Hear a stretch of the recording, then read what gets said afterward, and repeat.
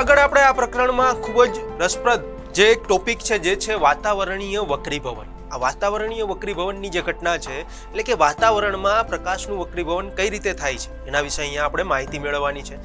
હવે વાતાવરણમાં જે વક્રીભવન જેની આપણે વાત કરવાના છીએ તો એની શરૂઆત કરતા પહેલા આપણને વક્રીભવન એટલે શું એની માહિતી હોવી જોઈએ, બરાબર? જે આપણે ઓલરેડી આગળના પ્રકરણમાં પ્રકાશ પરાવર્તન અને વક્રીભવનનું જે પ્રકરણ છે એમાં ભણી જ ગયા છીએ, પણ તો પણ અહીંયા આપણે ફરીથી આ વક્રીભવન શું છે એ સમજવાનો પ્રયત્ન કરીએ અને ત્યારબાદ વાતાવરણીય વક્રીભવન એ કઈ રીતે થાય છે, એને લગતી કેટલીક ઘટનાઓ એ બધા વિશે આપણે માહિતી મેળવવાનો પ્રયત્ન કરીએ. તો સૌપ્રથમ વક્રીભવન સમજવા માટે આપણે અહીંયા એક લાઈન દોરેલી છે.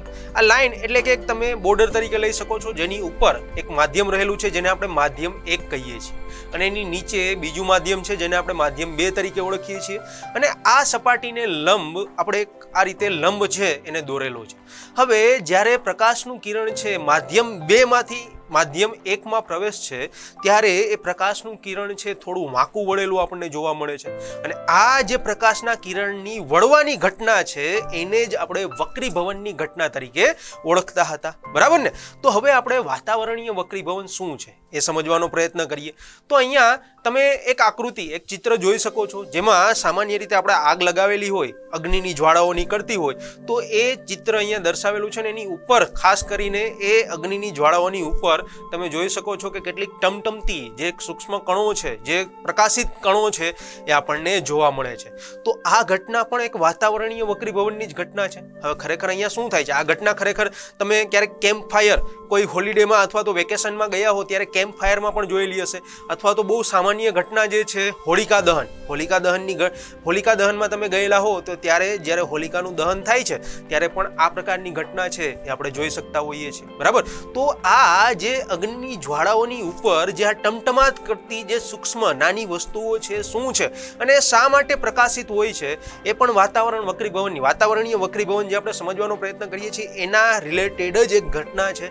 તો અહીંયા પહેલા તો આપણે એ સમજીએ કે ખરેખર આ આગ જ્યારે અગ્નિની જ્વાળાઓ રહેલી હોય તો એની ઉપર આ પ્રકાશિત વસ્તુઓ સૂક્ષ્મ કણો જે છે એ કઈ રીતે આપણે જોઈ શકીએ છીએ અને એની ગતિ અસ્થિર છે એ પણ આપણે સરળતાથી જોઈ શકીએ છીએ. તો આવું બધું શા માટે થાય છે એ આપણે સમજવાનો પ્રયત્ન કરીએ તો આપણે જોયું કે આ જે ઉપર પ્રકાશિત સૂક્ષ્મ કણો મળે છે તો આમાંથી જે કોઈ પદાર્થની અનિયમિત અસ્થિર ગતિ અથવા ટમટમાટ આપણે જોઈ શકીએ છીએ, બરાબર? એની ગતિ પણ અનિયમિત છે અને અસ્થિર ગતિ છે અને ટમટમાટ ચમકતા આ વસ્તુ આ કણો છે આપણે એને સરળતાથી જોઈ શકીએ છીએ.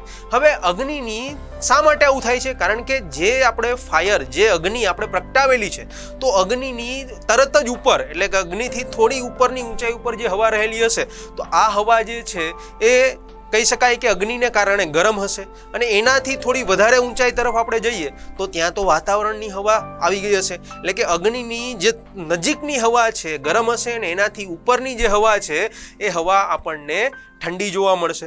એટલે કે અહીંયા હવાના 2 અલગ અલગ આવરણો થઈ જાય છે, એક તો ગરમ હવા અને એની ઉપર ઠંડી હવા જોવા મળે છે. તો ગરમ હવા છે તો એનો વક્રીભવનાંક પણ કંઈક અલગ હશે અને ઠંડી હવા છે તો એનો વક્રીભવનાંક પણ કંઈક અલગ હશે.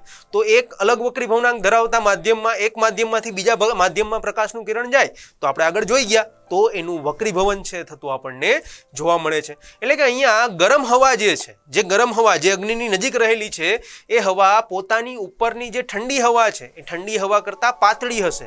એટલે કે પાતળી એનો મતલબ શું કે એની ઘનતા કેવી હશે? ઓછી હશે, બરાબર? એટલે કે ગરમ હવા છે એ પાતળી છે, એની ઘનતા ઓછી છે, જ્યારે એની ઉપર રહેલી ઠંડી હવા છે એ હવા ગરમ હવા કરતા જાડી હશે, એની ઘનતા જે છે એ વધારે હશે.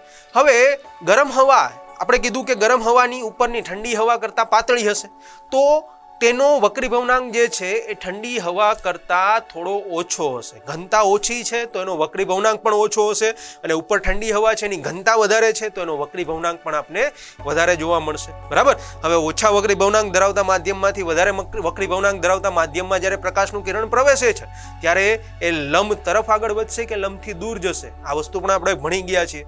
તો એ વસ્તુ આપણે ફરીથી જોવાનો પ્રયત્ન કરીએ. અહીંયા આકૃતિમાં તમને ફરીથી એક માધ્યમ આપેલું, એક સપાટી આપેલી છે. સપાટીની ઉપર જે આપણે કીધું એ પ્રમાણે ગરમ હવા રહેલી છે અને બીજી બાજુએ ઠંડી હવા રહેલી છે. હવે અહીંયા આ પ્રકાશનું કિરણ ગરમ હવામાંથી જ્યારે પ્રસાર થાય છે તો ગરમ હવાની ઘનતા ઓછી છે, એનો વક્રી ભવનાંક પણ ઓછો છે, બરાબર.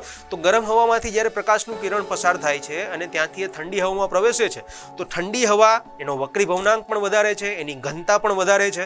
તો ઠંડી હવામાં જે પ્રકાશનું કિરણ છે લંબથી નજીકની તરફ એ વળશે અને તમને એનું વક્રીભવન થતું જોવા મળશે. એટલે કે ઠંડી હવા એનો n નો મતલબ થશે વક્રી ભવનાંક. તો ઠંડી હવાની ઘનતા વધારે એટલે એનો વક્રી ભવનાંક વધારે, ગરમ હવા n એનો વક્રી ભવનાંક ઓછો જે છે આપણને જોવા મળશે. અને અહીંયા n એટલે વક્રી ભવનાંક, જે તે માધ્યમનો વક્રી ભવનાંક છે એને આપણે n વડે દર્શાવીએ છીએ, બરાબર. તો ઠંડી હવાનો વક્રી ભવનાંક વધારે છે, ગરમ હવાનો વક્રી ભવનાંક છે ઓછો છે, અને આ રીતે પ્રકાશના કિરણનું વક્રીભવન છે આપણને થતું જોવા મળે છે. એટલે કે અહીં જે વક્રીભવનકારક માધ્યમ છે, વક્રીભવનકારક માધ્યમ આપણે કયા લીધેલા છે તો એક ગરમ હવા અને ઠંડી હવા.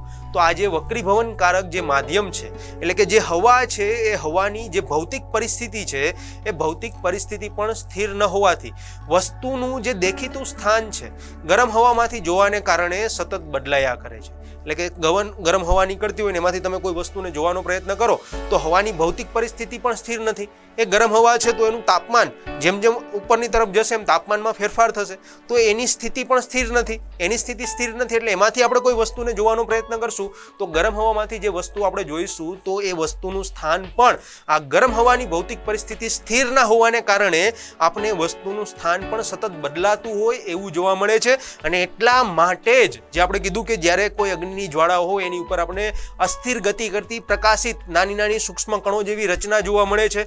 તો એટલા માટે જ આ રચના જે છે એ આપણે ત્યાં જોઈ શકીએ છીએ. એટલે કે આ અસ્થિરતા જે છે, જે આ અસ્થિરતા ભૌતિક પરિસ્થિતિઓની જે અસ્થિરતા છે તો અસ્થિરતા સ્થાનીય પર્યાવરણમાં નાના પાયે થતા વાતાવરણીય વક્રીભવનનો જ એક પ્રભાવ છે. આ વાતાવરણીય વક્રીભવનને કારણે જ આ અસ્થિરતા જે છે આપણને આસપાસના પર્યાવરણમાં જોવા મળે છે. અને આવી જ ઘટના જે આપણે અગ્નિની જ્વાળાની વાત કરી એવી જ પ્રકારની ઘટના જો તમે કોઈ બોઇલર અથવા તો કોઈ બાઇક અથવા તો કોઈ મોટા વાહનનું સાયલેન્સર જોયું હોય અથવા તો કોઈ રેડિએટરની આપણે વાત કરીએ તો એ જ્યારે ખૂબ જ ગરમ થયેલું હશે ત્યારે એમાંથી પણ ગરમ હવા બહાર આવતી હશે. અને ત્યારે પણ તમે જો બહુ ધ્યાનપૂર્વક જો એ વધારે ગરમ થયેલું હશે તો ત્યારે પણ એની આસપાસ તમને આવી અસ્થિર ગતિ કરતી અને ટમટમાટ એટલે કે પ્રકાશિત નાના નાના સૂક્ષ્મ કણો છે એ આપણે સરળતાથી જોઈ શકીએ છીએ.